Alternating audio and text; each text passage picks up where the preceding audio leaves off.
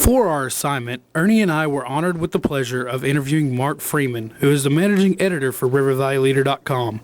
He began by describing his duties as managing editor for the site. The managing editor position is a newspaper position, really. It's somebody who assigns stories, it's somebody who deals with the editorial staff, and really just makes everything flow in that way. But here online, it's sort of a hybrid of a TV news producer, radio producer, the website itself, and then the additional responsibilities of a newspaper managing editor. So really what I do is I sort of work with the employees. We've got folks who are really good with graphic design and video and production and those things, and I work with those folks to kind of integrate the news side on the front side of the site. And we've got a production manager who does the back side of the site, all the coding and stuff I wouldn't know anything about, but I make the front side of the site look good, and then I take the flack from people for stuff that they don't like, pretty much. I actually started in sports when I started here on March 1st, the day we opened, March 1st, 2011. I was the sports director. I've seen that sports are such a huge part of this community. We've got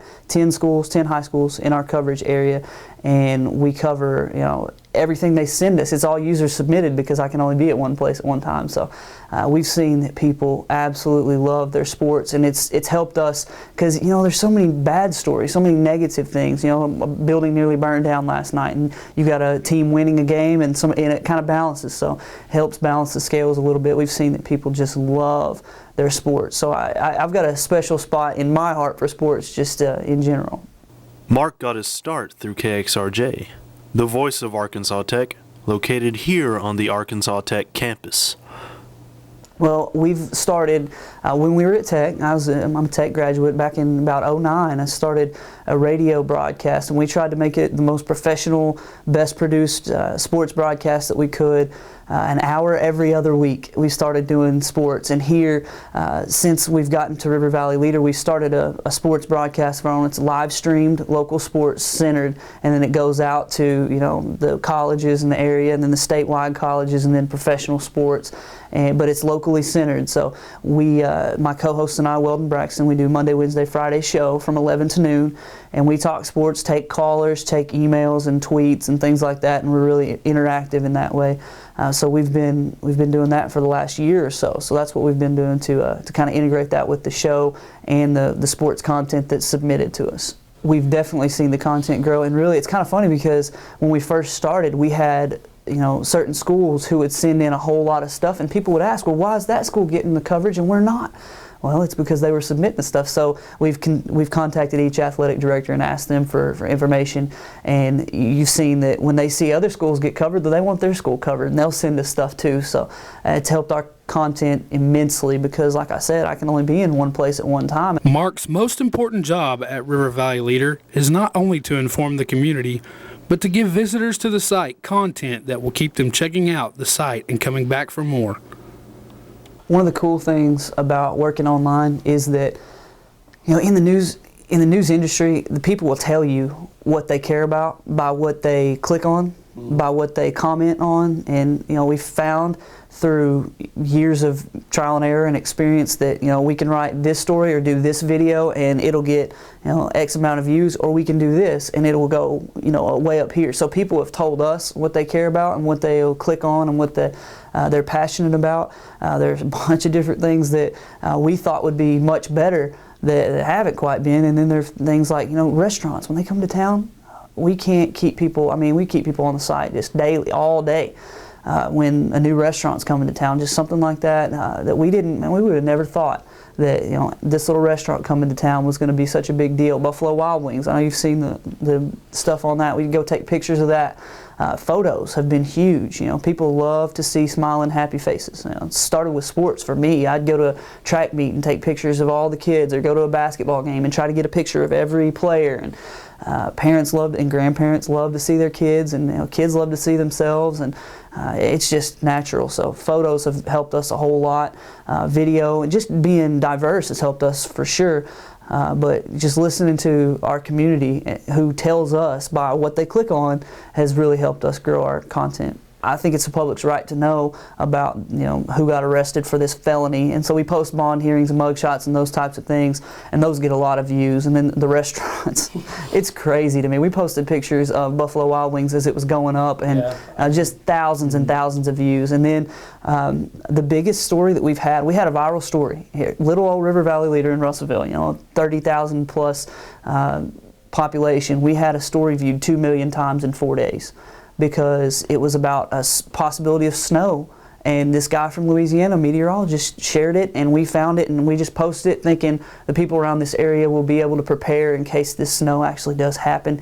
And it did snow. It didn't snow quite like he expected, but went a little north of us. But that story went viral from our site, and that we were just watching as 8,000 people were on our site for 2 days straight, just concurrently. So we've seen a couple of different things, sort of tornadoes and things like that, any sort of natural disaster. Really the bad stuff, as bad as that sounds, is what goes crazy. But we did have a story, a sports story about a local figure here in town, a guy named Robin Richardson, who, if you've not seen that story, you've got to go search the site for Robin Richardson, R-O-B-Y-N. He is a guy who's been on the sidelines at every Cyclone and Tech event for as long as any of us could remember. We didn't know anything about him, didn't know his story, and we went and talked to him and wrote this story, and this thing went all over the community because everybody'd seen him but nobody knew him.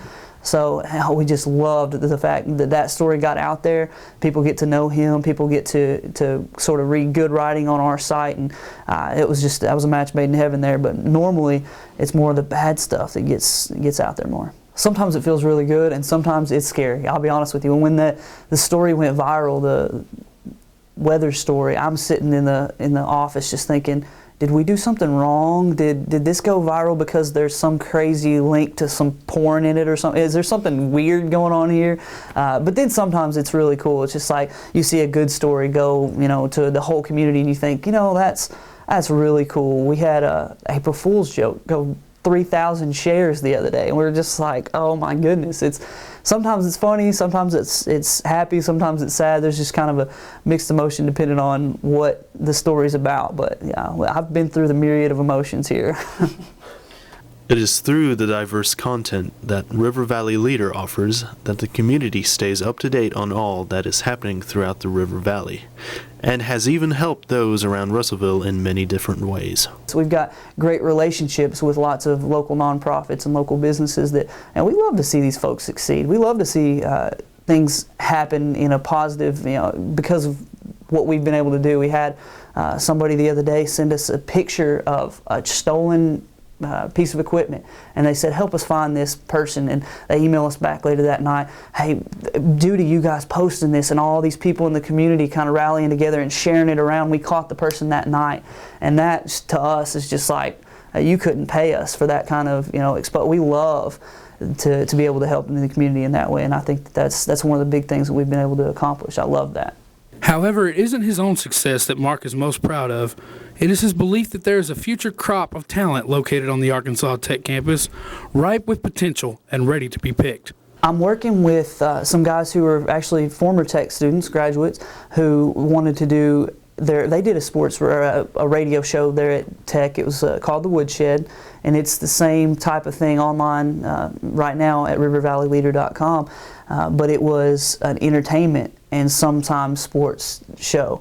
So it's kind of cool to see these guys who, they're just looking for their big break. I got lucky to get the break that I got to be here, and they're just looking for their big break. And one of them, I'm not saying we did this because we didn't, but he graduated with his degree, and they start the Woodshed, and he's a producer for THV in Little Rock. So he's got his big break, and now hopefully we can continue to help folks in that way. We've got a guy who's done sports for us. He did a little freelance for us. I hope to eventually have him take the baton and be my sports guy. I would love for River Valley Leader to be sort of a farm system for people to go on to bigger and better things. And for me, this is the bigger and better. This is what I wanted to do. This is where I wanted to be. But I know that there are plenty of students who are just looking for their big break, and I'd love to be that for them.